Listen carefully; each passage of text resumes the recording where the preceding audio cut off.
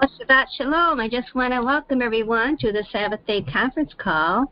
And this is Barbara. I'm serving as your host today, and Mary is your co-host.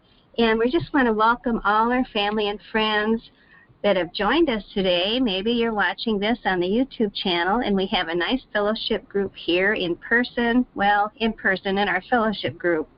And for more information about the timekeeping system in the heavens, you can go to our website, lunarsabbathday.com. Well, today's title is a Kronos, or Saturn is really the name of the pagan god of time. And Kronos, also spelled Kronos with a C or with a K, in ancient Greek religion was a male deity who was worshipped by the pre-Hellenic population of Greece, but probably was not widely worshipped by the Greeks themselves. He was later, this is the most important thing that it's about today, is about Saturn. He was later identified with the Roman god Saturn, and he was depicted as an old man holding an implement, probably originally a sickle. So go ahead, Mary. Who is Saturn? He was Saturn to the Romans. He was Kronos to the Greeks. To the Egyptians, he was alternately Kronos or Cyrus. The Babylonians named him Ninus. To the Assyrians, he was Bel, Baal, or Belus. The Phoenicians, Carthaginians, and Canaanites referred to Saturn as Baal. The person from whom these various legends extend is none other than Nimrod, that mighty hunter against Yahweh. Rome itself was originally the city of Saturn. Yeah, so under differing names, Nimrod or Saturn appeared in all ancient idolatry. Every country had a different name for Nimrod. And the Greek Kronos and the Roman Saturn were the same god. As god of the harvest, he was typically represented as holding a scythe.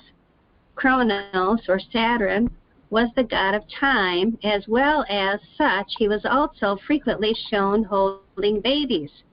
Saturn's chief holiday was Saturnalia. Saturn Kronos, the god of time. Ancient Greece told the superstitious people that the sun was dying and must be propitiated with costly sacrifices. Saturn, as the god of time, was implored to continue time. The people were thus compelled to offer the things most precious to them, their children, in order to prolong time.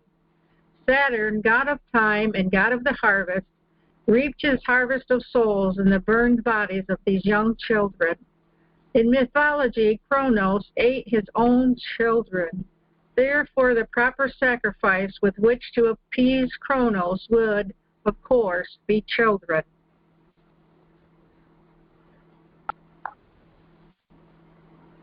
Okay, so we know Saturnalia was the holiday, and then the child victim was baby New Year. So the imagery of Saturn, they show pictures of him as an evil child sacrificing, demanding old man, carrying on in modern society in two more guises. Every December, Saturn, the god of time, reappears as old Father Time, and the child victim is baby New Year. Well, the smile behind Father Time's beard makes this seem like innocent fun, symbols that contain no reference to evil, and just a fun way to represent the passage of time. So you can't tell by the picture that anything evil has went on in history or in the future here. So notice that in this modern cartoon of old Father Time with baby New Year, all of the characteristics of Saturn are in place. The scythe, the watch as a symbol of time, and the child victim. All those symbols are in place, but it's to look like a friendly, smiling, older man. But Father Time, is a far more chilling representation of Father Time with Baby New Year can be found in this illustration from the 19th century. Father Time, Saturn, as the god of time, is standing in front of a large clock holding his scythe. The old years, 1886, 1888, are passing away as full-grown babies or bodies wrapped in burial shrouds. The new year, 1889, is coming in as a young child. While the picture is quite dark, light from the fire is lighting the little boy, while on either side are swirls of smoke from the burning fire at his feet. Notice that the new years still to come, 1890 and 1891, are portrayed as child sacrifice victims, all of whom are heavily veiled. All of the grotesque elements of this hideous god are contained in this one innocent illustration.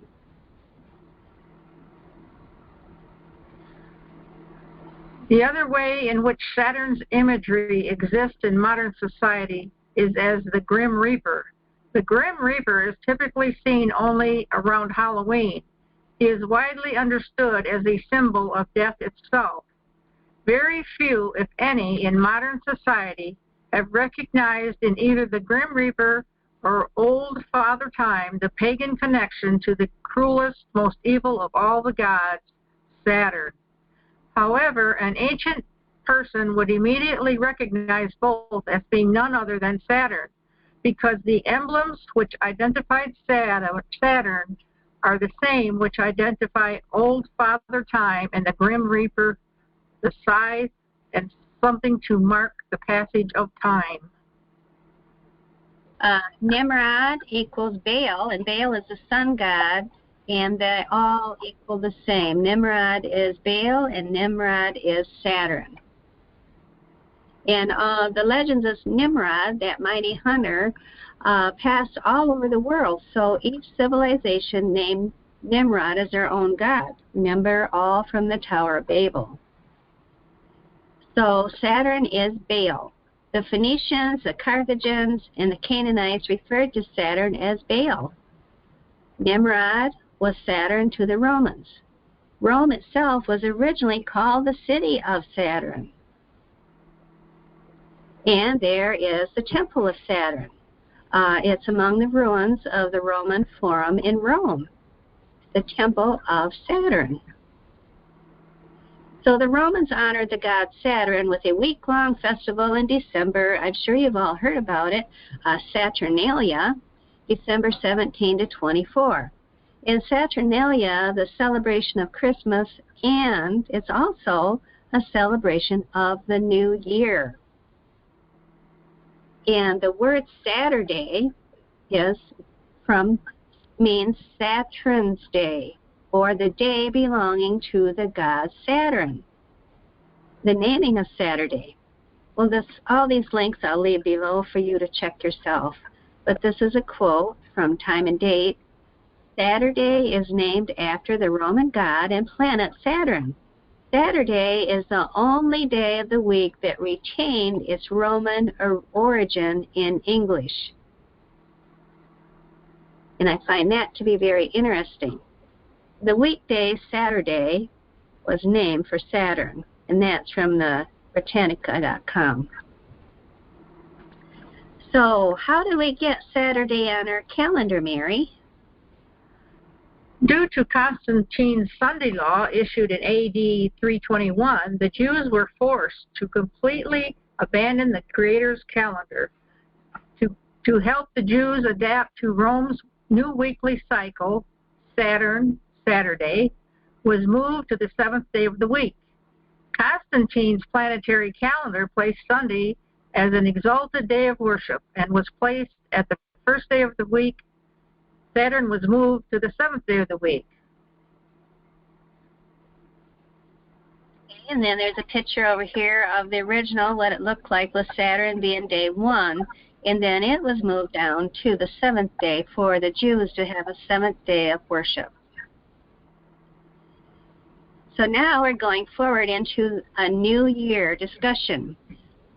Saturn's great festival, as we've already said, is Saturnalia, and that became Christmas and also New Year. New Year's celebration. The earliest recorded festivities in honor of a New Year's arrival date back some 4,000 years to ancient Babylon as part of his calendar reform in 46 BC to honor the month's namesake, Janus, the Roman god of beginnings, whose two faces allowed him to look back into the past and forward to the future. Quote from the New Catholic Encyclopedia, 1967, Volume 3, page 656.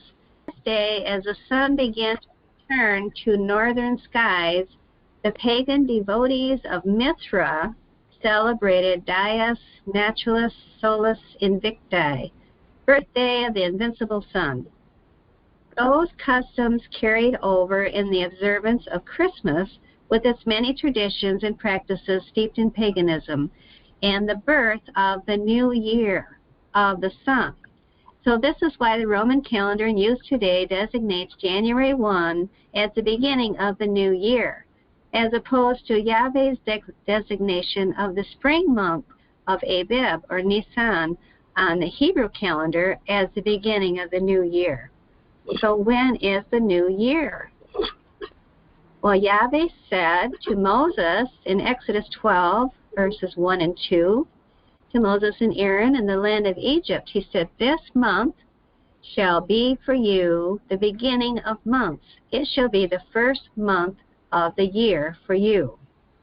So when is the new year? January 1 in the winter or the spring in the first month? Passover is the first month of the year. And so, remember, he said he shall think to change times and laws in Daniel 7:25. So an ancient proverb claimed, "He who controls the calendar controls the world." And who controls you? That is my question. Is the world honoring the false god Nimrod, Baal, the sun god, Saturn, all under the same name? Do you worship the Creator on the day He appointed in the calendar in the heavens, or do you worship on a false day of Saturn or Saturday? In Psalms 19:1 says, "The heavens proclaim the glory of Yah, and the skies display His craftsmanship." And that is where His calendar is at, is in the heavens. So we invite you to access more information about the calendar in the heavens and when the new year really starts, to go to our website, lunarsabbathday.com. And please like if this is a blessing to you, and share it with your friends that love Yeshua. Gabriel here. So we study about Saturn, and we realize that this deity cannot be found in the Bible, cannot be found in the Fourth Commandment. It's an historical fact, but this particular deity of agriculture, that comes from Romans, from paganism, was associated with the Sabbath day. So it was labeled 7, but is not truly the seventh day that is coming from Yahweh Elohim. So how can we find the true Sabbath if the Saturday is not? What is the formula? Is formula found in the Bible? And last night I made a connection, very, very good connection, and very simple to be used for all of us when we are, challenged that our view regarding the lunar Sabbath is not true or is not biblical. So if we if we study, if we open the Bible in Genesis 1:14, the Bible is telling us that Elohim created the sun and the moon to be a sign. And the same Elohim then, later through Ezekiel chapter 20, verse 12 and 20, he gave us another link to the true Sabbath. And the same Elohim said, I give you the Sabbath to be a sign. So now let's put the dots together. So if the sign is coming from the moon and the sun and the star, who is the sign then? The Sabbath day is one of the signs. So who is giving us the true Sabbath? Only the sun and the moon. Cannot be Saturn, because Saturn is coming from a different source. So the true Sabbath needs to be approved by Elohim himself. And in these two circumstances, we have his approval. And if we add Exodus 12:1 and 2 to the same formula, we identify the calendar, the true calendar that gives us the Sabbath. So is the lunar Sabbath in the Bible? Absolutely, 100%. No question about it. Saturn is the false one that comes from totally different source. Thank you. So I guess I'll go ahead and close the recording.